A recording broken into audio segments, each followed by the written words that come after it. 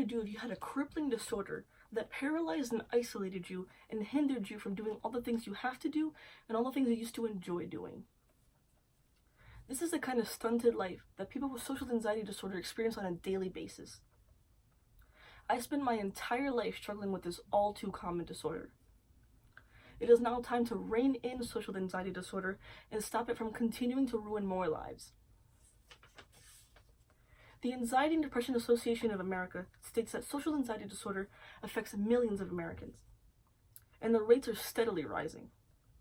Among people aged 18 to 25, the rate of social anxiety disorder has increased from 8% in 2008 to 15% in 2018. That means that despite social anxiety disorder being seen as trivial and easy to overcome, it has actually doubled in the past decade.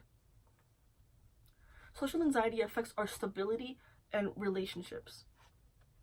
According to the Mayo Clinic, substance abuse, alcoholism, and low self-esteem are serious effects of social anxiety disorder.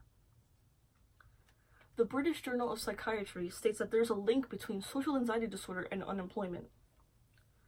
Dr. Han of the Clinical Psychology Program of Western University states that people with social anxiety disorder experience poor quality relationships with low levels of trust. Social anxiety disorder is not just shyness that can be fixed by forcing adults into anxiety-inducing situations. Social anxiety disorder is not easy to cure, but maybe one day it can be. More research would make it possible to create more effective treatments. Currently, patients of social anxiety disorder are treated with a combination of cognitive behavioral therapy, antidepressants, and benzodiazepines. But a decade-long study shows that cognitive behavioral therapy alone yields better and more permanent results. We can help by spreading the word to raise awareness. We can share our personal stories of trials and tribulations to inform others of the severity of this condition. This will cause researchers to feel a sense of urgency to find better treatments for the people suffering with this disorder.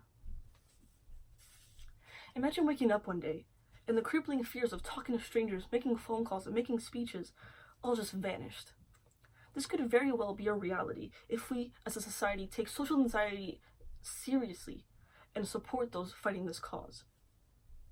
If we continue to do nothing, our loved ones will continue to suffer, lose jobs, drop out of school, withdraw from relationships, and may even end their lives.